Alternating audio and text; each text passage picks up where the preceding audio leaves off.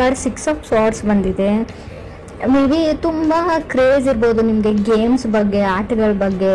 Buying play stations ಅಂತ ತೋರಿಸ್ತಾ ಇದೆ ಕಾರ್ಡಲ್ಲಿ. ಸಮಥಿಂಗ್ ಟ್ರಾವೆಲಿಂಗ್ ಅಂತ ಹೇಳುತ್ತೆ, ಟ್ರಾವೆಲ್ ಮಾಡಿ ಎಲ್ಗಾದ್ರೂ ಹೋಗಬೇಕು ಅನ್ನೋ ಪ್ಲ್ಯಾನ್ ಇರುತ್ತೆ ನಿಮಗೆ. ಬಟ್ ಸ್ವಲ್ಪ ಕ್ಯಾನ್ಸಲೇಷನ್ಸ್ನ ನಾನು ಜಾಸ್ತಿ ಹೇಳ್ತೀನಿ. ಥಿಂಕಿಂಗ್ ಆಫ್ ಪಾಸಿಬಿಲಿಟೀಸ್ ಅಂತ ಹೇಳುತ್ತೆ. ರೀಲೊಕೇಟ್ ಆಗಲ್ಲ, ನೀವು ಥಿಂಕ್ ಮಾಡ್ತೀರಾ ನಾನು ರೀಲೊಕೇಟ್ ಆಗಲ್ಲ, ಶಿಫ್ಟ್ ಆಗಲ್ಲ, ಮನೆ ಚೇಂಜ್ ಮಾಡಲ್ಲ, ಮೂವ್ ಆಗಲ್ಲ, ಬೇಡವಾ, ಮೇ ಬಿ ಫಾರಿನ್ ಲ್ಯಾಂಡ್ ಅಥವಾ ಬೇರೆ ಸ್ಟೇಟ್ಗೆ, ಊರಿಂದ ಊರಿಗೆ ಅಂತ ಹೇಳ್ತಾ ಸ್ವಲ್ಪ ಟೈಮ್ ತಗೊಳುತ್ತೆ. ಮನೆಯವರಿಂದ ನಿಮ್ಮನ್ನು ದೂರ ಮಾಡುತ್ತೆ, ಫ್ಯಾಮಿಲಿಯಿಂದ ಅಂತ ಹೇಳುತ್ತೆ.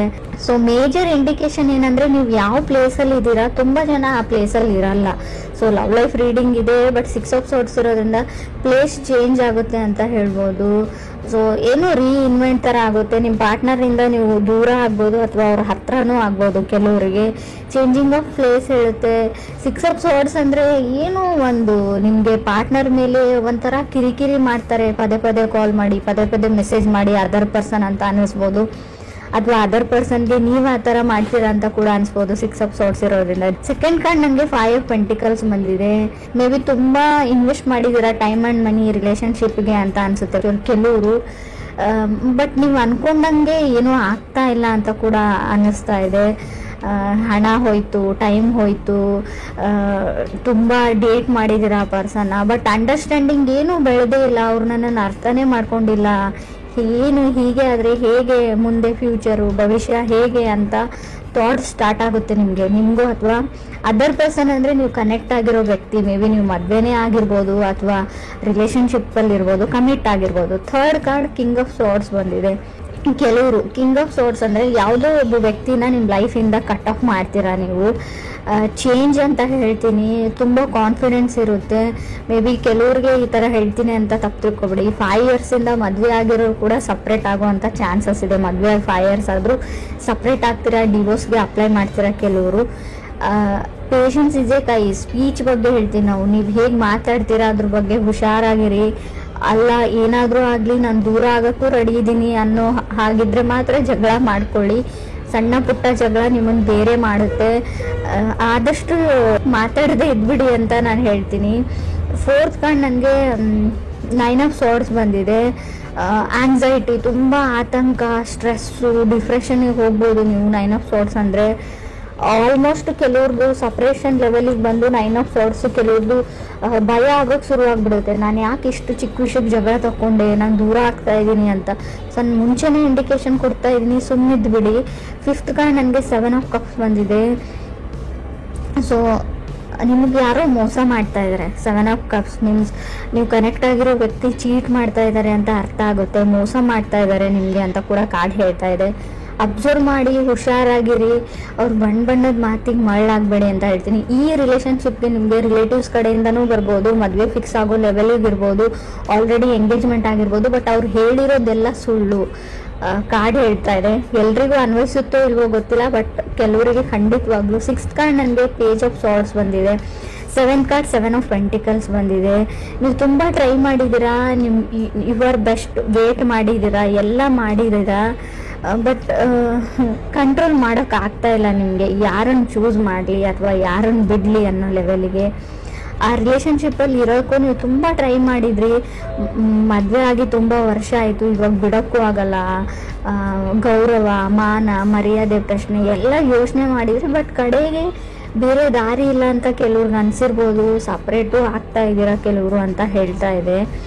6 ಆಫ್ ಸಾರ್ಟ್ಸ್ ಏನು ಹೇಳುತ್ತೆ ಅಂದರೆ, ಆ ವ್ಯಕ್ತಿ ನಿಮ್ಗೆ ಚೀಟ್ ಮಾಡ್ತಾ ಇದ್ದಾರೆ ಅಂತ ಗೊತ್ತಿದೆ, ನಿಮಗೆ ಮೋಸ ಮಾಡ್ತಾ ಇದ್ದಾರೆ ಅಂತ ಗೊತ್ತಿತ್ತು.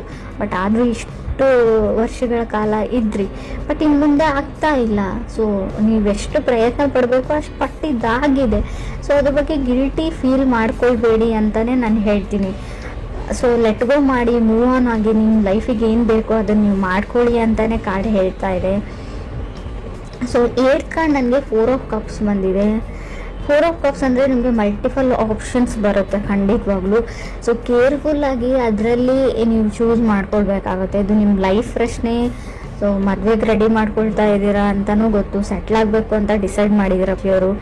ಯಾಕಂದರೆ ನನ್ನ ಅಕ್ಕಪಕ್ಕ ನನಗಿಂತಲೂ ಚಿಕ್ಕವರಿಗೆಲ್ಲ ಮದುವೆ ಆಗ್ತಾ ಇದೆ ಅಂತ ಫ್ರೆಶರ್ ಥರ ನಿಮಗೆ ಫೀಲ್ ಇರ್ಬೋದು.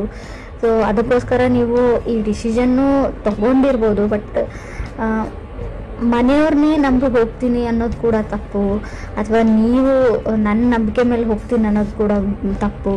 ಇಬ್ಬರು ಕುಂತು ಡಿಸ್ಕಸ್ ಮಾಡಿಬಿಟ್ಟು ಸ್ವಲ್ಪ ಯಾರಿಗಾದ್ರು ಗೊತ್ತಿರೋರಿಗೆ ಅವ್ರ ಬಗ್ಗೆ ಇನ್ನೊಂದು ಸರ್ತಿ ಕಡೆ ಸರ್ತಿ ಎಂಕ್ವೈರಿ ವಿಚಾರಣೆ ಮಾಡಿ ವಿಚಾರಿಸಿ ಈ ಮುಂದಕ್ಕೆ ಹೆಜ್ಜೆ ಇಡೋ ಸರಿ ಅಂತ ಹೇಳ್ತೀನಿ. ಕೆಲವರು ಮೋಸ ಹೋಗೋ ಚಾನ್ಸಸ್ ತುಂಬ ಕಾಣಿಸ್ತಾ ಇದೆ ಅಂತ ನಾನು ಒತ್ತಿ ಹೇಳ್ತಾ ಇದ್ದೀನಿ. ಇದನ್ನು ಮದುವೆ ಅಂತ ಮಾತುಕತೆ ಬೇರೆ. ಇನ್ನು ಕೆಲವ್ರಿಗೆ ನಾನು 9th ಕಾರ್ಡ್ ನನಗೆ ಏಸ್ ಆಫ್ ಕಪ್ಸ್ ಬಂದಿದೆ. ಯಾರನ್ನು ನಿಮ್ಮ ಲೈಫಲ್ಲಿ ಅಲೌ ಮಾಡ್ಕೊಳ್ತೀರಾ ಅನ್ನೋದು ಕೂಡ ನಿಮ್ಮ ಮೇಲೆ ಬಿಟ್ಟಿರೋ ವಿಚಾರ ಅಂತ ನಾನು ಹೇಳ್ತೀನಿ. ಆಪ್ಷನ್ಸ್ ತುಂಬ ಇದೆ, ತುಂಬ ಕಾಂಪ್ಲಿಕೇಟೆಡ್ ಲವ್ ಅಂತ ಅನಿಸುತ್ತೆ. ನೀವು ಪ್ರೀತಿನ ಹುಡ್ಕೊಂಡು ಹೋಗಬೇಡಿ, ಅದಾಗದೇ ನಿಮ್ಮ ಹತ್ರಕ್ಕೆ ಬರುತ್ತೆ ಅಂತಲೂ ಕಾಡೇ ಹೇಳ್ತಾ ಇದೆ. ಕೆಲವ್ರಿಗೆ ಪಾಸ್ಟಲ್ಲಿ ನೀವು ತುಂಬ ಚೆನ್ನಾಗಿ ಹ್ಯಾಂಡಲ್ ಮಾಡಿದ್ದೀರಾ, ಬಟ್ ಎಲ್ಲನೂ ಕಾಂಪ್ಲಿಕೇಟೆಡ್ ಆಗಿ ನಿಮಗೆ ಔಟ್ಪುಟ್ ಬಂದಿದೆ, ಯಾವುದನ್ನು ನೀವು ಸಾಲ್ವ್ ಮಾಡೋಕ್ಕಾಗಲ್ಲ. ಕೆಲವ್ರಿಗೆ ನಾನು ಏಸ್ ಆಫ್ ಕಪ್ಸ್ ಇರೋದ್ರಿಂದ ನೀವು ಸಿಂಗಲ್ ಆಗಿರೋರು ಖಂಡಿತವಾಗ್ಲೂ ನೋ ಮೋರ್ ಸಿಂಗಲ್ ಅಂತ ತೋರಿಸ್ತಾ ಇದೆ. ಖಂಡಿತವಾಗ್ಲೂ ನೀವು ಕಪಲ್ಸ್ ಆಗ್ತೀರಾ, ಪೇರ್ ಆಗ್ತೀರಾ, ಮದುವೆಗೆ ವೇಟ್ ಮಾಡ್ತಾ ಇದ್ದರೆ ಖಂಡಿತವಾಗ್ಲೂ ನಿಮ್ಮ ಮದುವೆ ಫಿಕ್ಸ್ ಆಗೋ ಎಲ್ಲ ಪಾಸಿಬಿಲಿಟೀಸು ಕಾರ್ಡಲ್ಲಿ ತೋರಿಸ್ತಾ ಇದೆ.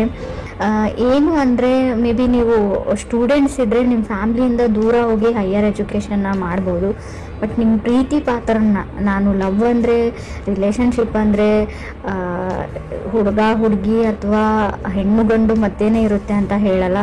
ಮೇ ಬಿ ನೀವು ಯಾರನ್ನ ತುಂಬ ಪ್ರೀತಿಸ್ತೀರೋ ಅವರಿಂದ ಸ್ವಲ್ಪ ದೂರ ಹೋಗಬೇಕಾಗುತ್ತೆ ಅಂತ ರೀಡಿಂಗ್ ಹೇಳ್ತಾ ಇದೆ.